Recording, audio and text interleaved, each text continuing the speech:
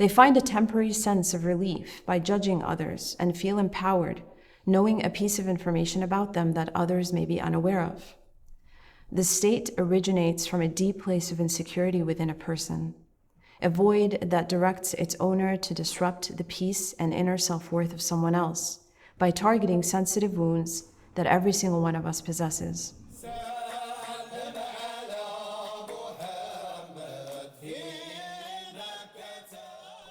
Bismillahir Rahmanir Rahim. Assalamu alaikum wa rahmatullahi wa barakatuh.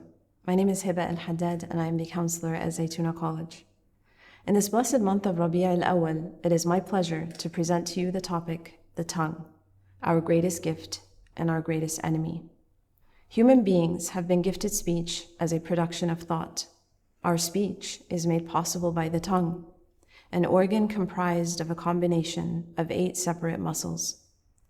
The tongue has its own desires, hence why our beloved ﷺ advised us, "Amsik alayka lisanak," which translates to mean, guard your tongue. Some of the desires of the tongue are a desire to appear a certain way to others, by asserting oneself, to feel as though you're contributing something of value to conversations, despite not having the requisite knowledge to do so, or to attain a certain status in society to gain respect or fame. There are words that have the power to heal the deepest wounds, and words that have the power to destroy beyond repair. A wise Arab proverb states, "Every war begins with words." You may sit in someone's presence and upon parting ways, feel as though your mind has been contaminated by their words, sending you spiraling into self-doubt, self-loathing, confusion, and pain. Allah subhanahu wa ta'ala tells us in the Quran after Bismillahir Rahmanir Rahim, وَيْلٌ لِكُلِّ هُمَزَةٍ لُمَزَةٍ. Il-hams refers to mocking others through behavioral expressions or demeaning imitations of them. Il-lams refers to mocking others through hurtful words that have the power to have long-lasting detrimental effects on one's psyche. Scholars believe that this surah refers to the story of a man known as al-Akhnas ibn Shurayq, who lived at the time of the Prophet with a debated status among scholars as to whether he was a Muslim who left Islam, a Muslim who was a hypocrite, or a Muslim who left and returned to Islam later on. There were phases during his time with the beloved ﷺ in which his treatment was very hurtful towards the Prophet and the companions. He would swear to the Prophet that he was a Muslim and beseeched him to believe him.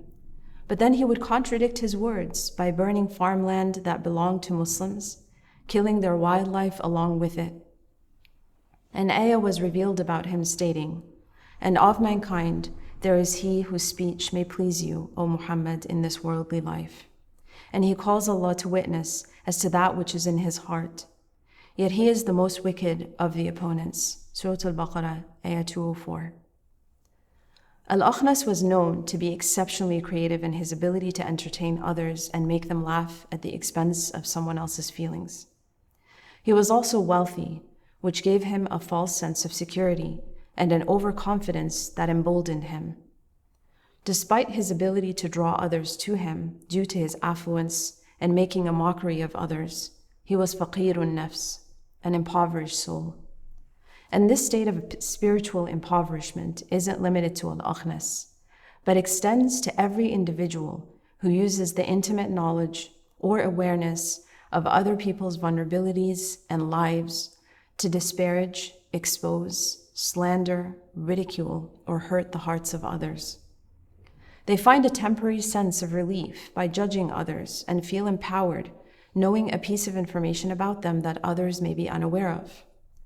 This state originates from a deep place of insecurity within a person, a void that directs its owner to disrupt the peace and inner self-worth of someone else by targeting sensitive wounds that every single one of us possesses. Maybe those wounds relate to your appearance, your body image, your intelligence, your possessions, past mistakes, socioeconomic status, work performance, or disabilities. You inadvertently feel better about yourself by putting another person down. With each insult or hurtful joke you hurl at another person, The pedestal you place yourself on rises higher and higher, along with your feelings of superiority. But what you may not realize is that your spiritual heart is plummeting lower and lower, with the feeling of satisfaction being short-lived and elusive. Some may not know how to bond with others except through the act of backbiting, by establishing alliances with others to fulfill their need to belong. A large majority of people come to view themselves through the eyes of others whom they admire, love, and respect, such as parents, teachers, community leaders, or friends. And this is why the words of those individuals are so weighty and either give us a strong and positive sense of self or destroy one's self-concept completely.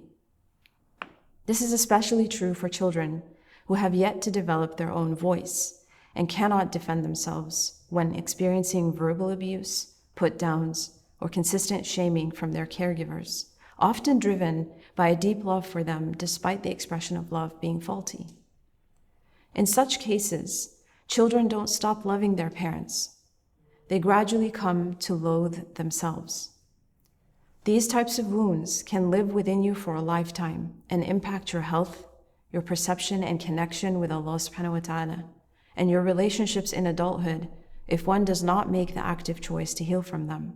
As adults, past painful experiences often inform our future fears. These fears drive insecurities, which lead people to feel threatened by those they perceive to be better off than them, further fueling behaviors such as defaming, fabricating lies, and belittling others. Another affliction of the tongue, especially in today's digital age, is the proliferation of obscenity, vulgarity, and emotional reactivity, which can be witnessed across all media platforms. It has become increasingly common to see strong, offensive language used as emotionally arousing stimuli exchanged between strangers on the internet or between friends as part of casual conversation through chatting, tweeting, or photo sharing, all in the name of radical individualism and freedom of expression. It is often used as a means of provoking others to elicit a reaction, to reach new heights in popularity, and to have an in with the crowd. Social science data today demonstrates that words in and of themselves cannot cause harm and can have a cathartic effect, therefore making a vulgar culture more acceptable as a norm. Perhaps this is due to the definitions of what's harmful having moved away from standards rooted in religious values in our postmodern world. However, when we examine our Islamic laws more closely, we find that they are protective of our inner purity and fitrah, and ever so mindful of the hearts of others. There are laws prohibiting ridiculing, reviling, or degrading others by speaking ill of them, except in a few instances, such as recommending someone for marriage or a work-related position. It's safe to say that every individual has hurt others through the misuse of their tongue, or has been a target of gossip at some point in life, whether it be on a small or large scale, such as the story of Sayyida Aisha and the incident of Ifk.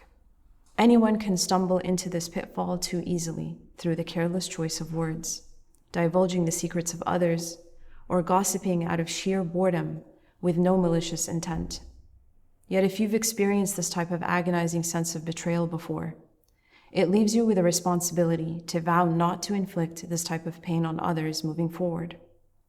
For with pain comes great responsibility, a responsibility to break the cycle and repel evil with that which is better, as we're instructed in Surah Fussilat, Ayah 34.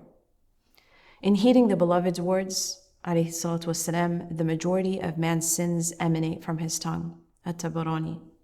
We renew our intentions collectively and recommit to holding our speech to a higher standard. May we become more vigilant in uprooting damaging character flaws, including gossip, tale-carrying, and slander. May we embody compassion with ourselves and others when we falter, and may we always succeed in repelling evil with that which is better.